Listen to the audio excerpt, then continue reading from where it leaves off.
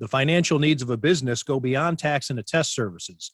That's why CTBK goes beyond accounting services and offers outsourced solutions through their affiliation with CFO Solutions Plus. These additional services allow clients to focus on their operational and long-term strategic goals. Trust CTBK's outsourced solutions to provide cost-effective, value-added financial services tailored to your company's needs. Call CTBK at 716-630-2400. Again, 716-630-2400. Or go to ctbk.com to learn more about CTBK's outsourced solutions. Welcome to another edition of Tim Graham and Friends, brought to you by CTBK, CPAs and Business Consultants. I am Tim Graham, here with Jonah Bronstein of the New Bronstein Times. And we're going to discuss an event that I'm not entirely sure what it is, but it seems pretty cool.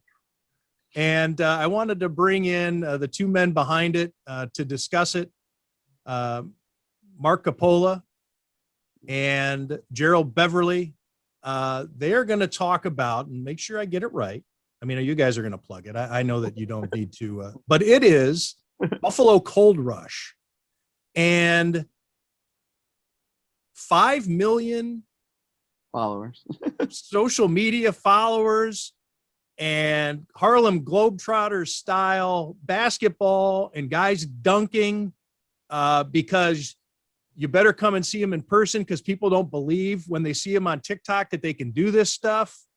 All right, Mark, Gerald, tell us what people can see, and if actually seeing it in person will make believers out of them. So I'll start really quick.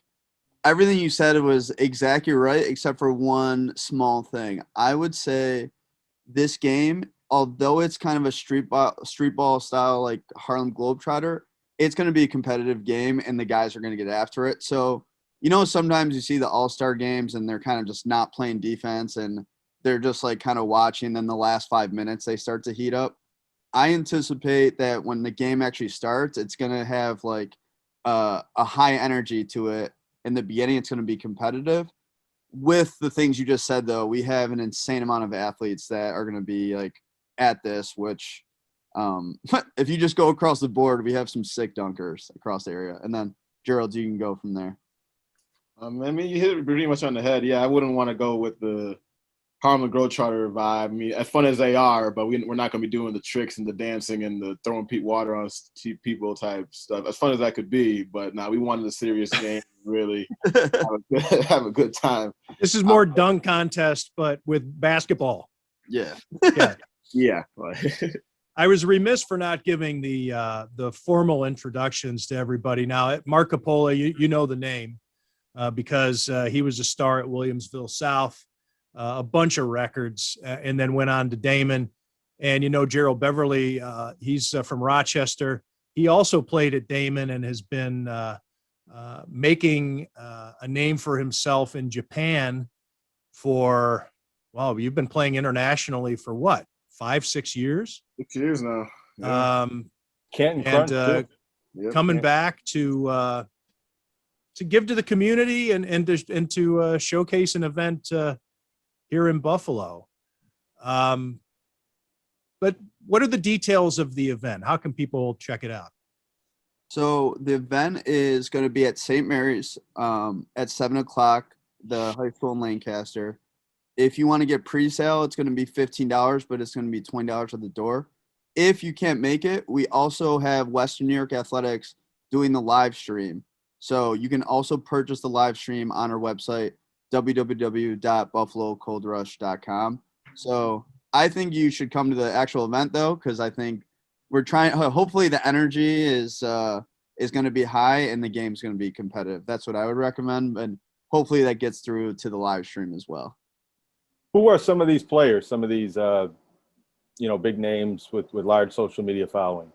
Yeah. Okay. So let's just start with the other team because we've like I've talked to Tim before. We were it ended up being like Buffalo versus the rest of the guys.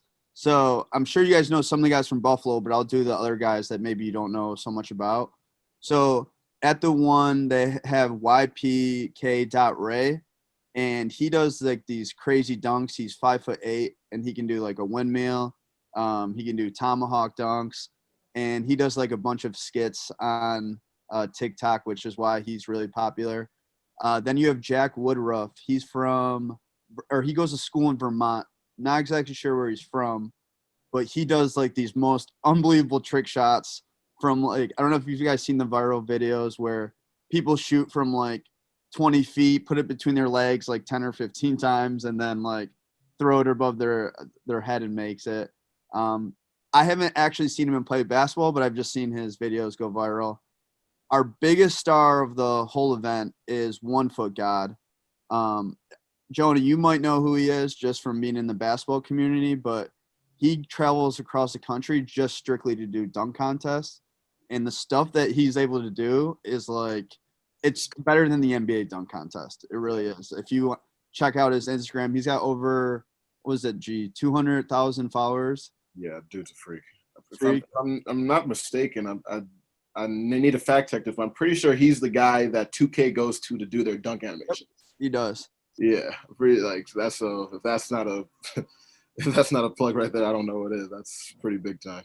Yeah, so the NBA 2K, like the big video game. If anybody plays NBA 2K, yes, and you dunk, whether you're using Kareem or Clyde Drexler or he's LeBron, he probably had a hand in guy. It's this guy is doing that's his body. That's his. Yeah, it's pretty cool. I've seen Gerald's dunks, and if he's impressed, then this guy must be getting really high up there. I mean, I'm a power dunk. I just jump high and just dunk it. This guy can do tricks and through all his legs and all this. Like it's insane. Like it's really jaw dropping. I'm personally excited that I kind of selfishly hope G might get dunked on. I've never seen it before, so I'm thinking those two guys meet at the rim could be high flying action right there. That's a great friend right there, right? Wait, another. Are we going to see Gerald matched up with Andrew Cisco at all? Because that's something I think some Damon people might want to see. Jonah, thank you for bringing that up. Pete, you started off. What do you think about this matchup? It's kind of fun. Let's play into it. Yeah, Cisco's going to be playing. I mean, I played against Cisco multiple times throughout the years. Ever since he got the Dame, every time I come home from overseas, we usually match up at some way, shape, or form. And Cisco always talks this talk, but it's gonna be fun. Like it's no big deal. I've dunked on him once or twice, but he's gotten me with moves a couple times before, and he's also gotten a lot better over the years. So it's always a fun matchup with him. So Tim, just to give you a little reference to, is we always had this biggest joke like, who's the best player at Damon history? So obviously Gerald is by far number one, and then Cisco comes right after, breaks all of his records. So I still think Gerald might be a better player. Cisco's about to come back for like his 7th year. Yeah, 8th year. Or he'll be and he still has 4 more years of eligibility after that. That's hilarious. But yeah, it's easy to break the records when you get 14 years of eligibility. Yeah, there's no way that argument. I mean, you can't knock the kid's obviously an absolute beast and stuff. I mean, he broke all the records and stuff, but he didn't catch my one, which is blocks, which I don't think anyone is touching. So that's the one record. I was cool with rebounds getting broke, points getting broke. That's fine. That's good. But if anyone beats my blocks record, then I might cry. But whatever that. Any role for Coach Mike McDonald? I hope he my player. Referee, something. I mean, he's got to have some sort of role in this. If I know Mike, he's probably trying to convince Andrew not to play. Well, yeah, but these guys are playing basketball anyway, right? They're going to be playing pickup games. Agreed. That's my whole point. Because I coach with him, so I know how like funny he gets about this stuff, and I tell him all the time, like people play pickup all the time. Like, what's the difference if it's an actual, you know what I mean, an event or something? So he hasn't said anything to me, but I just know deep down that he's probably like, Cisco, he could get like, but I'm like, you get hurt at any pickup game, you know what I mean, in the entire world. So I'm not going for that. I'm guessing that you guys have looked into it because the social media aspect of this event is so Yeah. It seems integral. It's very much incorporated into this event. What do you expect to happen on social media in terms of getting this trending? Or, I'm more familiar with Instagram, Twitter, etc. Not so much TikTok. I mean, I'm almost 50. Maybe that's part of it. But what do you expect to happen on Thursday night? So what's usually what happens in the TikTok game, it's obviously kind of newer and I had to get myself integrated with it, but pretty much if it gets hot in the terms of like people start talking about it, I think the people are going to start wanting to tune in, but it's really going to depend on if they actually want to see the guys from Buffalo versus the guys from them. And then it's just kind of, you can't really predict it because it depends on the day. Sometimes events take off like this, and then other times it gets lost in the shuffle. So you kind of got to get a little bit lucky. But I personally think not so much from the live stream, but I think the post content of this event is going to be unbelievable for the city of Buffalo, especially because it's going to put all of us on the map, because all of their followers, they'll be like, wait, where was this event? What happened? And then you got to remember too, this is our first annual event and we want to make it an annual thing too. So I think each year we can get bigger and bigger with bigger names and more hype, obviously, so. Because people will be sharing clips of these of this event, next week, the week after. I mean, that's the beauty of social media. Yep. Is there a rhyme or reason to a Thursday night? Because I think, at least when it comes to the business world and online publishing, which I'm very much involved in, anything between Friday and Sunday, which is typically when sports happen, everything tails down. So was this time and date chosen to maximize? Yep. Yeah. So originally, that's a good point you made. We were going to do it Saturday, and then Emeka mentioned it to me. He's like, maybe we do it Thursday. And then I started thinking about it. And like you said, so I'm like, all right, who's going to come to our event? It's going to be younger kids, right, in high school. And I figured this is AAU season. So, and thankfully, a bunch of kids are going to a tournament in Atlanta and they're leaving on Friday. So that right there, we would have lost like a big audience just from AAU alone. And then I figured families during the summer are going to be traveling on the weekend and stuff. So like, I feel like Thursday would be a great night, especially after the 4th of July week. It's usually lax in the work environment, the corporate culture. So that's kind of why we went with Thursday night. You mentioned Emeka. I wanted to ask you guys about him. Played around here locally at CSAT and then at, I think, North Country Community College, and a good player. But I didn't realize until I started looking at the promotional materials you were putting out, he's a big deal in this viral basketball space. How did he kind of go from being a local player that not a lot of people knew about to a national basketball name? Yeah, Gerald, you want to take this one? Micah blew up from, what was his video? He showed me it once. He blew up from a random carnival video. I think he was just playing some random game, and I don't know what the premise of what happened to it. The one where you put the wiffle ball and it hits like the scam guys, like when it hits off the wall and you have to make it in the basket underneath, but you can never do it. I don't know if you've seen that at the carnival. Okay, yeah, I've never made the shot. This was like the original video that blew him up, and he even says it like, he just posted it for the heck of it, and the next thing he knows, he's like, his follower count is just skyrocketing through the roof. And I mean, now he's just kind of taken off from there when he's just met all these other great creators, and he took a turn from like just a random carnival thing and went more toward basketball stuff. And like, obviously the kid is, and he's gotten a lot better. Like me and Mark have known him, like he used to come to Damon basketball camp, and he used to be the camp's kind of like little whipping boy, honestly. Like as a ref, nobody liked his referee. Like everybody used to make fun of his reffing and all type of stuff. But I mean, then I come home one summer and then this kid is like a foot taller and more athletic dunking, and he's become an amazing basketball player like throughout all of this. I mean, it's awesome to see.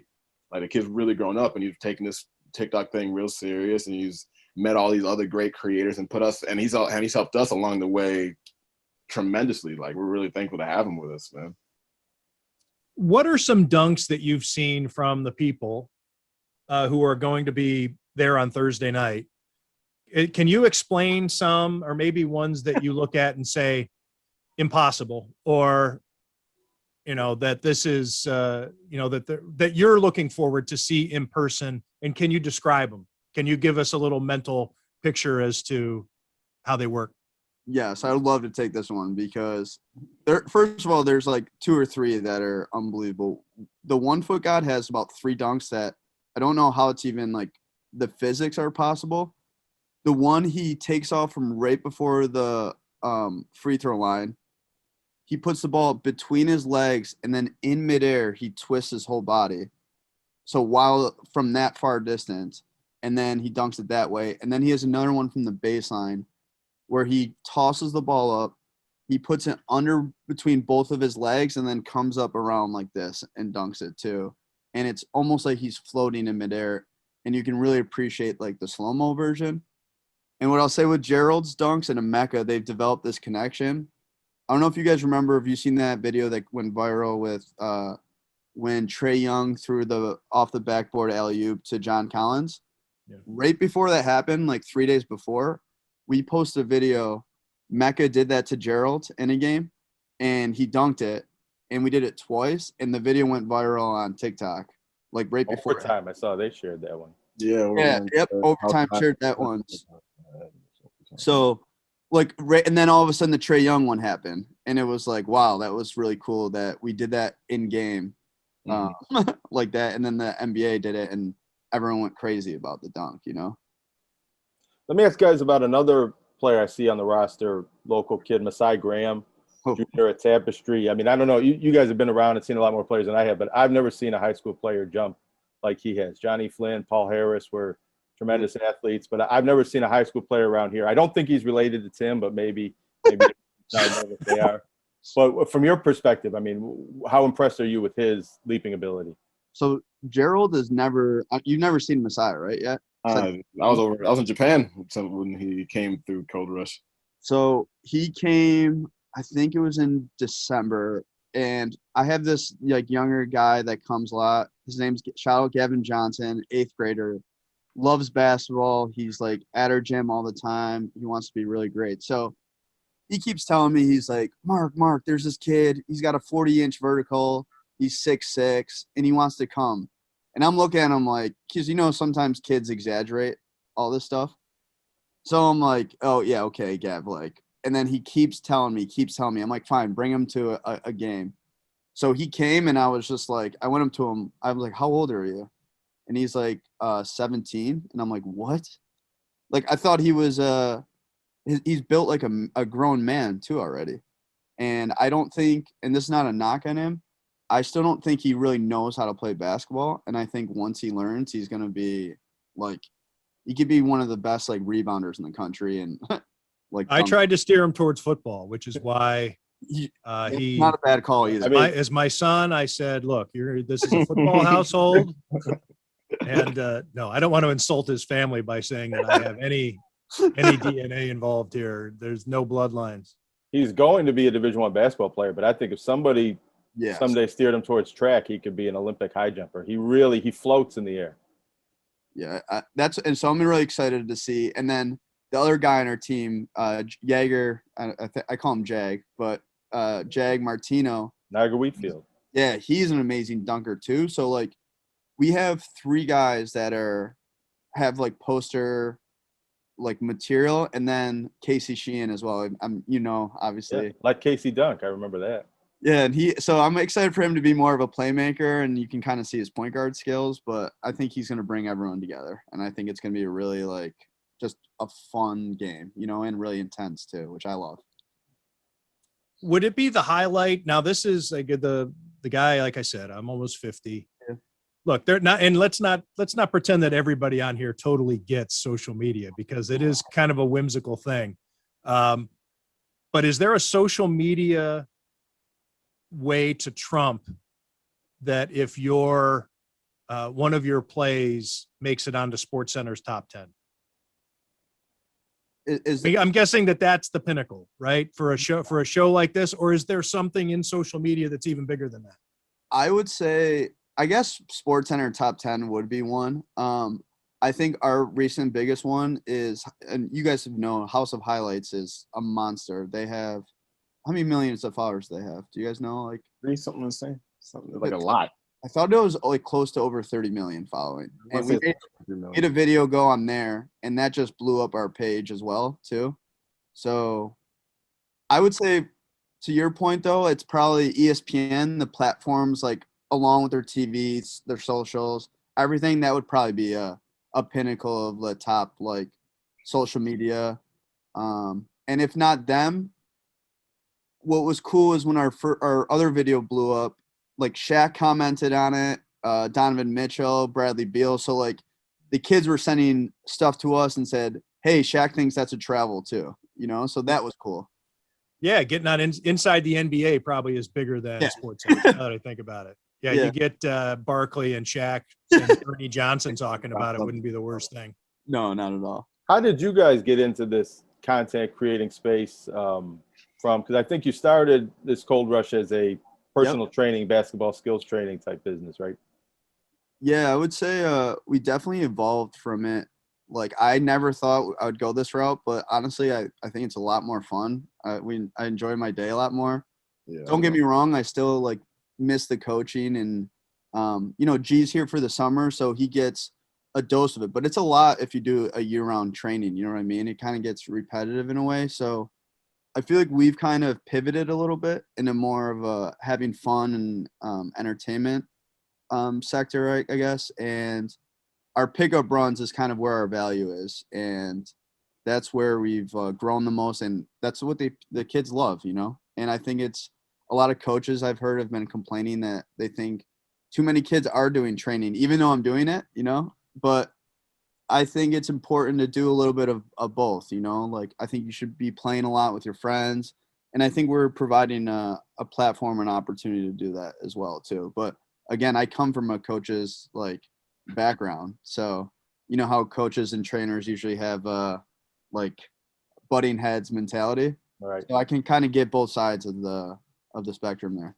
It seems like this dovetails a lot with NIL and maybe Yeah. the new landscape of college basketball in a way. Yeah, that's what, and I think I'm sure you guys have seen what Barstool is doing, but I think it's like the smartest thing in the entire world, that they're essentially creating a big agency for themselves, you know, by having all these players just be associated with their brand. That one of them gets like a big contract, then I'm sure, you know, they're gonna have first like dibs or first crack at it, and it's a great marketing strategy as well, in my opinion. Gerald, I've talked to a lot of baseball players who have gone on to play in Japan. What's it like as a basketball player there? I know that there's a lot of cultural issues. I don't want to say issues because that makes it sound like there's a problem, but you have to deal with culture, and it's kind of weird because the fans are so polite. And I know that I'm so happy you said that. That's so funny. there's big, you know, about chanting, and there's all kinds of like, I've been to Korean baseball games. I mean, it's a pretty cool thing to immerse yourself into. How long did it take you to get used to? I mean, well, first thing took getting used to was the time difference. Honestly, the jet lag was a whole nother beast. But compared to Europe, yeah, Japan is you hit it right on the head. The fan base, they're the most polite people ever. Like, I've dunked on another team's player, and their fans clap for me, and like. You would think you would get some boos and some heckling and stuff. Like, no, they're just like, oh, well done. And they don't yell and scream and jump up and stuff. They will stay seated the whole time and just clap politely, which is cool and stuff. And they give you gifts and stuff after games and everything. They're very polite people. But it was a lot of adjustments. That's the way the game is played over there, the level of talent, like how Japanese players play, language barriers and stuff like that. I will say this. In the second league in Japan is probably the worst reffing I've ever experienced in my life. Like, now don't get me wrong. Like, I know everyone said all refs are bad, blah, blah, blah, you know, like, but I was trying to give them the benefit of the doubt, but no, this was awful. What's an example? They fall for flopping a lot. Like, if you get a Japanese player matched up with an American, if that Japanese player, like, you give that Japanese player like a little tiny type of bump and he flops, fouls on you, going the other way. They don't call travels on Japanese players a lot. When they, like, say you're swinging the ball Japanese players have this tendency to catch it and hop and then take a step and dribble. Okay, 9 times out of 10 here, that's a travel. They never call it. If there's a Euro step, then shouldn't there be an Asian step? Yeah, if you want to call it Maybe it's an Asian step. that. Because that's exactly because they all get that extra step. I mean, they call like the refs just call. The refs don't have any sense of tempo, like, or control to the game. Like, they just will call everything. Like, and they have no problem giving your American player or start like your key guys 4 fouls in 5 minutes.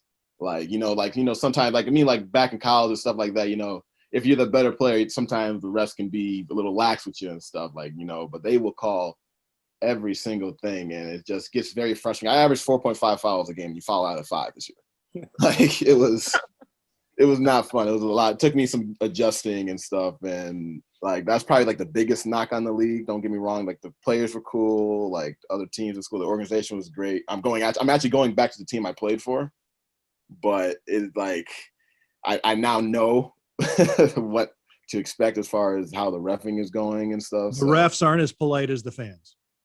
Doesn't sound like. They're polite. They just won't listen to you. Like if you try to, and that's the other thing. Like, and if you try to say something to you, especially if you're an American, because they can't understand us. If I go like, dude, that was not like something like, or something like if you come at them in some type of aggressive or frustrated way, and you also can't smack stuff like if you miss a shot and say you like hit the back of the hit the basket like that padded part of the basket, like smack it or something like that, you'll get a tech for that.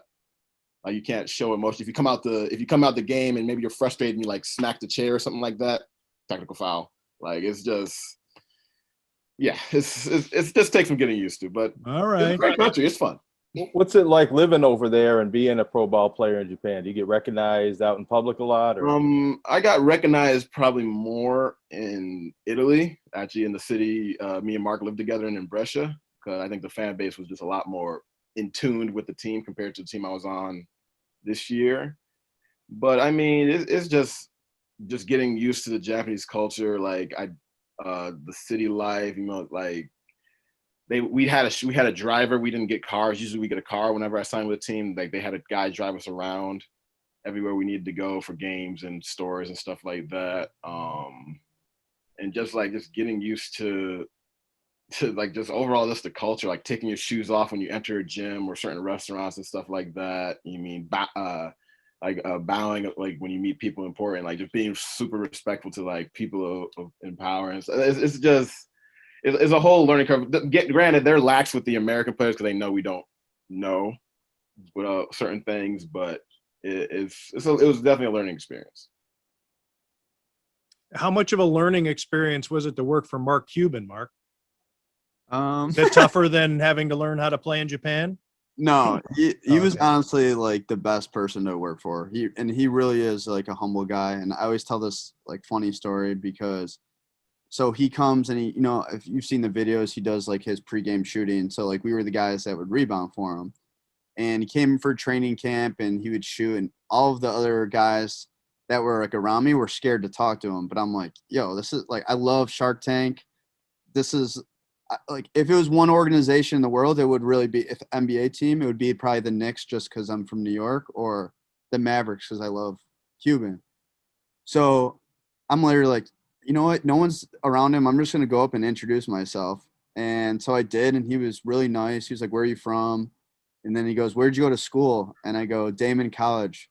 He goes, oh, Damon College. I go to those basketball games all the time, like being sarcastic because he's never heard of it. So, but I always tell everyone, Mark Cuban now has heard Damon College before. So Who would you take in a shootout, Mark Cuban or Joe Licata? Joe Licata, but Mark Cuban, it can shoot, man. He's I would say he's older now, so he can't, and it's harder. The NBA line's far, so he can't shoot like above the break really. But now what he does, he goes to the right and the left corners, just like Joey. But Would Mark Cuban make a good 3D player? He doesn't play defense, so no. He's Just like Joe. he'd be like a European player. How about that? But yeah, he can he can shoot it though, and he's really funny as well too. But I've nothing but good things to say about him. And I even during this event, I actually emailed him to help us, and he redirected us, and he actually responded to me, and he redirected us to this big account, NBA Memes, that he helps run to help cross promote. They didn't respond to me, but at least he, took the time out of his day to respond, and I thought that was still cool too. What else do we have to say about this event, Mark and Gerald? Gee? I just not too much. I just think this is gonna be a really fun time. I'm hoping for a good turnout. Would love to see a lot of people come out and support. And I think it's just gonna be a lot of fun. I think it's, like I said, it's our first year doing this, so we're not really sure what to expect. But I just want to see Buffalo show out and show that passion and stuff they show with all the other sporting events. And I think it'll be a good time. Yeah. It's going to be Thursday, July 8th at 7 p.m., St. Mary's of Lancaster. You can watch it in person. Tell us more about the tickets, Mark. Once again, $20 in advance, $15 at the door. No, sorry, the opposite. So it's going to be $15 in advance, $20 at the door. Right. That makes sense. That'd be silly. No, you're going to charge people if they buy early. I kind of like that strategy, though. Maybe we'll start doing that. Yeah. And I was thinking, man, this social media marketing is all backwards. And then you can watch it on live stream at Western New York Athletics. But as we said from the beginning, this is one of those events that's meant to be seen in person. Yeah. That's the whole point. You've been able to watch these guys dunk on your computer screens and on your phones whenever you want. So why, when they're just down the road, would you sit at your computer and do it again when you can go down and check it out in person? Mark Coppola, Gerald Beverly, Damon Grates, Andrew Sisko. Sorry. Asterisk all over Andrew Sisko's accomplishments because of all the extra time he gets to spend at Damon. We're going to hear about that later. And guys, thanks for doing this and coming on and talking about your event. It sounds like a lot of fun. And this is one of those things where people are going to be talking about it, retweeting it, reposting it for days and weeks. And Tim, I want to mention one last thing, because I've been waiting forever to meet you and say this, and I figure what better way in the air. No, this is good. I'm 100% with you with the Dante Whitner beef, because I also felt very disrespected when he came in Buffalo, and I was on him, and he blocked me on Twitter as well. So I think we have that bond in common, and I just always wanted to say that I had your back on that. So Dante's something else. I'll say it. I'll say it right here. He's a bad guy. Love it. Thank you. He's a bad guy, and I'm not saying that too, man. You're a bad guy. I'm saying people are probably saying, here's Tim being sarcastic, and we're talking to Dwight Gooden, and I'm telling him that he's never had a trophy like this that I got here on my, I'm talking about Mark Cuban being weird, whatever. I'm just having fun, but I say this: Dante Whitner is a bad guy. Let's go. So he disrespected our town, but I'll educate G on what happened. Disrespected specific people. I don't know what happened here. Specific people. He hoodwinked a local journalist just for sport. Gave him a bad scoop that the guy went with, and then he did a 180 just to make the guy wrong. So yeah, went after a Buffalo sports legend's family. Yeah, man. Just a real dildo. So yeah, Tim, you'll love what I did though too. How I got blocked every day when he said that about Buffalo. I tweeted a link at him of him missing the tackle against the Ravens when they lost in the Super Bowl.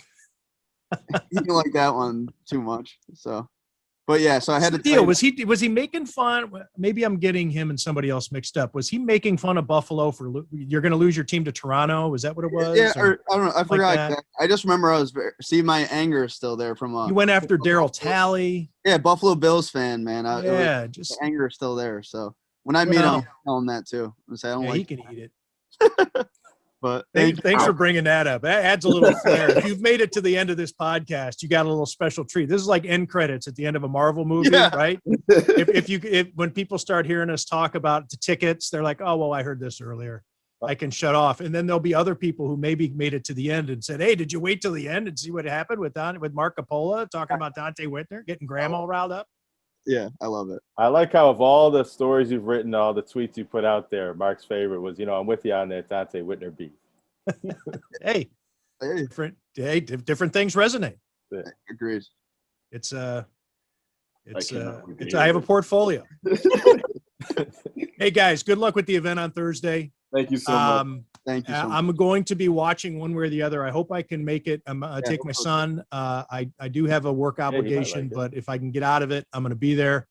It sounds really cool. And thanks for stopping by and talking to us about it. Thank you guys so much. Thanks for having us. Great seeing you, Jonah, too.